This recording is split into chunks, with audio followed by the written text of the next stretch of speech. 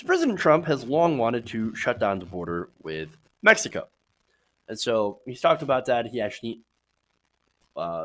threatened to do so, put troops on the border, etc. Right? And a recent New York Times report details how some of the crazy ways that he wanted to actually do it.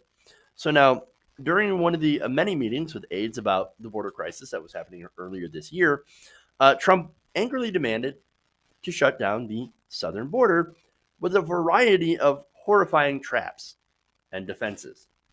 So now the president, according to this report, had often talked about fortifying a border wall with a water-filled trench, otherwise known as a moat, stocked with snakes or alligators, prompting aides to seek a cost estimate. Look, I can't believe that this would actually be like, I want a moat, I want it filled with snakes and alligators, and can we do sharks with laser beams on their head? Can we do that? No? All right, what about just the snakes and alligators? How much is that going to cost? What? What in the world? More. He also wanted the wall electrified with spikes on top that could pierce human flesh. So, giant piercing spikes. Wow. Electric piercing spikes. So then you pierce yourself on the spike on the if you somehow got past the electricity, then you fall into the moat with the snakes and the alligators and possibly sharks with freaking laser beams on their heads. What is this? What is this? This is like a bad James Bond villain. I mean, holy crap. All right, so now with this in mind, in the mind of, here's the thing, right? So this is what he apparently wants to do to migrants trying to cross the border. This is his mind on this, right? And the mind of some of his followers, right?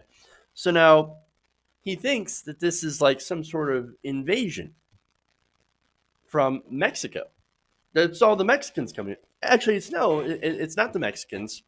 It's people from Honduras, Guatemala, and El Salvador, Central America. They're, trying to flee violence, gang violence specifically, and corruption and war to come to America to claim asylum, which is 100% legal. But according to Trump, no, they're rapists, they're criminals, they're invaders, they're bringing drugs, they're bringing crime, they're violent. Obviously not true at all. And so, of course, if he believes it's a violent invasion by all these terrible people, well, then, of course, we've got to build medieval-style defenses in order to defend against it. Again, insanity. Insanity. But his solutions, of course, get worse. I know. As if electrified spiky fences with a moat is not bad enough. Here's his other suggestion. After publicly suggesting that soldiers shoot migrants if they threw rocks, the president backed off when his staff told him that it was illegal. But later in a meeting, aides recalled, he suggested that they shoot migrants, but in the legs, in order to slow them down. You know what his aides had to tell him? That's not allowed either. How could you not know that you can't just order your military to shoot unarmed refugees? I mean, it should be obvious that you can't do that. Because that's what's going on here, right? Unarmed migrants fleeing for their lives, often with children in tow. How does he not see that? Well, because he doesn't care. He doesn't see them as human beings. He sees them as gross, disgusting invaders. And they use that rhetoric, by the way. And there's studies that show that conservatives are often more triggered by the word disgust, right? Or by disgusting images. And so they put this in people's heads that they're dirty and they're filthy and they're disease-filled and they're violent and they're bringing drugs and crime, etc. And so, this is the visceral reaction that you get, that you have to put up these walls and these inhumane things and have people, soldiers literally shoot them if they try to come in. I mean, it's gross. It is disgusting, by the way. So now what's worse is where he kind of got this idea. You know where he got it from? The Israeli border with Gaza. So you had, and I remember these reports, you had Israeli snipers shooting unarmed Israeli Palestinian protesters. So that's when Trump saw that and he said, "Ooh, why can't we do that? Why can't we do that?" Horrible. Absolute horrible. So now, since his aides said you can't actually do that, that's illegal, we can't go and shoot protesters, well, he threw a fit. Per the article, the president became frustrated. And I think he took that moment, this is according to Thomas D. Homan, who was served as Mr. Trump's acting director of immigration and customs enforcement. He said, I think he took that as a moment to hit the reset button. The president wanted it to be fixed quickly. So the whole crisis, right?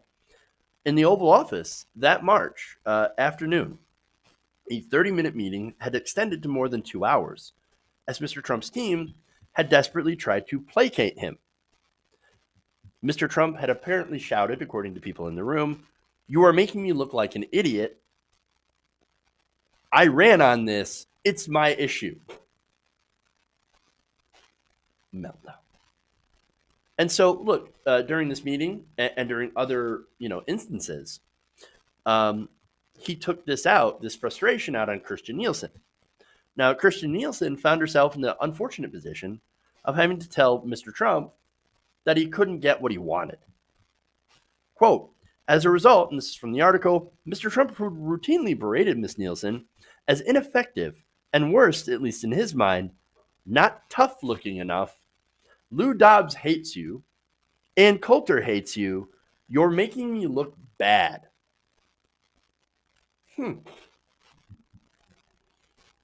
Another example is when Nielsen tried to get Trump to focus on something other than the border.